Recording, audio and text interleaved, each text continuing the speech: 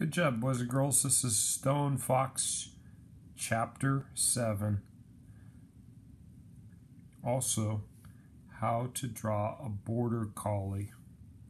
Okay, good job, boys and girls.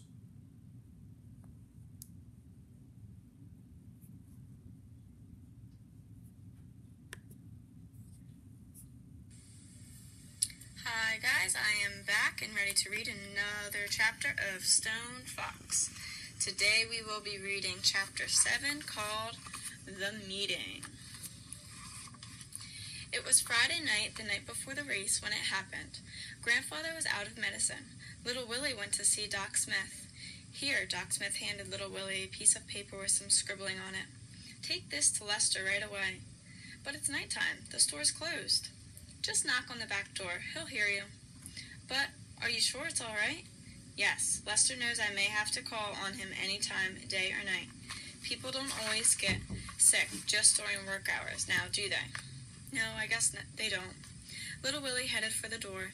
He sure wished he could stay and have some of that cinnamon cake Doc Smith was baking in the oven. It smelled mighty good. But Grandfather needed his medicine. And, anyway, he wouldn't think of staying without being asked.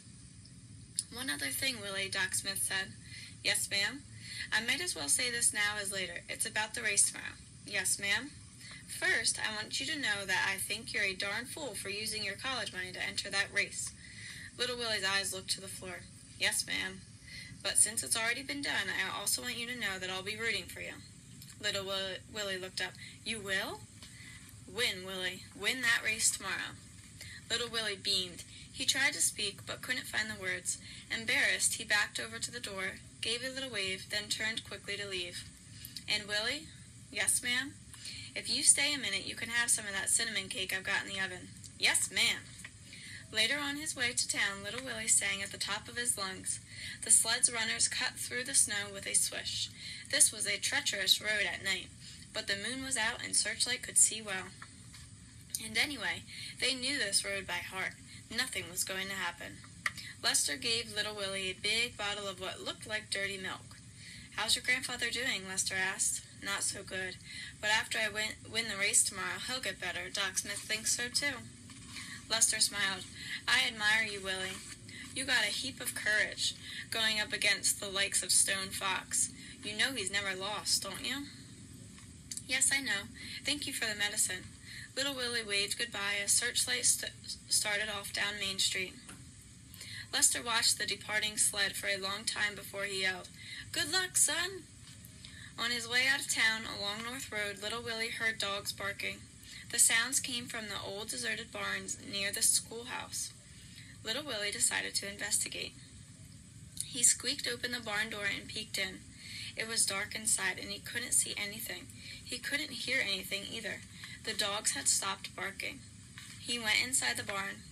Little Willie's eyes took a while to get used to the dark, and then he saw them. The 5 Samoyeds.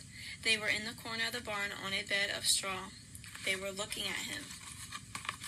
Here's a picture of it. Little Willie with all the dogs. They were so beautiful that Little Willie couldn't keep from smiling. Little Willie loved dogs. He had to see the Samoyeds up close. They showed no alarm as he approached, or as he held out his hand to pet them. And then it happened. There was a movement right through the darkness to Little Willie's right. A sweeping motion, fast at first, then it appeared to slow and stop. But it didn't stop. A hand hit Little Willie right in the face, sending him over backwards. I didn't mean any harm, Mr. Stone Fox, Little Willie said as he picked himself up off the ground, holding a hand over his eye. Stone Fox stood tall in the darkness and said nothing. Searchlight barked outside. The Samoyeds barked in return. Little Willie continued, I'm going to race against you tomorrow. I know you want to win, but I want to win too. I gotta win. If I don't, they're going to take away our farm. They have the right.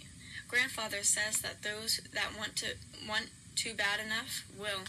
So I will. I'll win. I'm going to beat you. Stone Fox remained motionless and silent. Little Willie backed over to the barn door, still holding his eye. I'm sorry we can't both win, he said. Then he pushed open the barn door and left, closing the door behind him. In the barn, Stonefox stood unmoving for another moment. Then he reached out with one massive hand and gently petted one of the Samoyeds.